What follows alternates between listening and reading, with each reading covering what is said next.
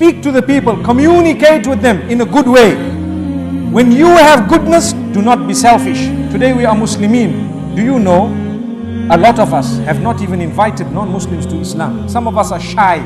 We are so shy. We say, hey, you know, Islam has such a bad name. How can I invite this friend of mine? He's going to tell me, hey, you want me to accept Islam and you want me to make my life difficult just like that?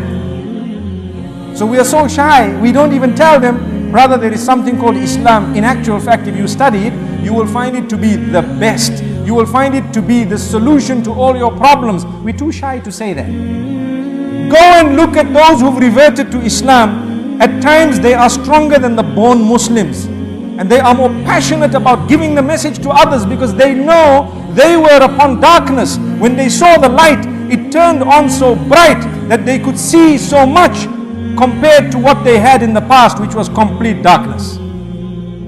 So this is why, do not underestimate the value of a small message that you give a person you work with, or a person who might be in your company for whatever reason, who is not a believer. Even for a moment, if you've said something, it is worth it. Can I tell you, you can get a DVD, you can get a CD, you can get a booklet, you can get anything, perhaps, and just give them to say, my brother, I just want you to know what I believe. Please go through it, you will understand us better.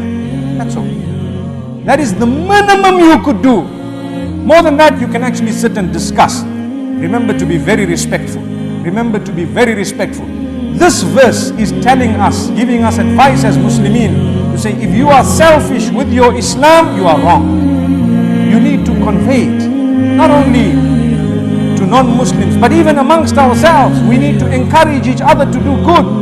And we need to demote bad in a way that people are convinced that this is bad. You know, if you have a child and you tell him, my son, do me a favor, that switch you see there is an electrical switch, never touch it. What have you done? You have given him good advice, you have prohibited him from something bad. But some of these children, they say, my dad said don't touch it. Let's see why. Let's see why. Now they start taking a pair of scissors and poking it inside. When you see it, you take them and you take the scissors away. Hey, don't do that. You know what's a clever thing to do? Go to Google. I told you he's a sheikh. And you can check some little clips of how people have been burnt because of tampering with electricity. Call your child, just have a look at this. You show it to them once, they'll never ever go close again. And you watch the child, when other children come, they'll say, hey, you know what, I saw a clip of what happens to people who touch these things. Don't even go near. They'll say, no problem. They take it easier from their comrades than from us.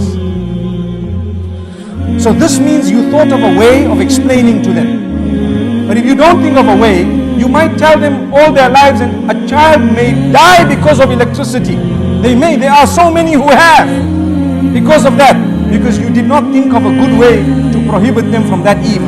The same applies in the Sharia. The same applies in Islam. When you want to discourage people from bad, don't just go and blast them and start telling them how much they are out of the fold and going into the fire of Jahannam and all that. They will turn away from you and they'll still do what they are doing, just like the children. But speak to them in a beautiful way, explain to them why it's wrong, come out and convince them to the degree that they will then go and tell other people, you know what, my brother, I used to be there before, but believe me, that's not the path. Come and see what it's supposed to be like. Subhanallah. What a beautiful piece of advice.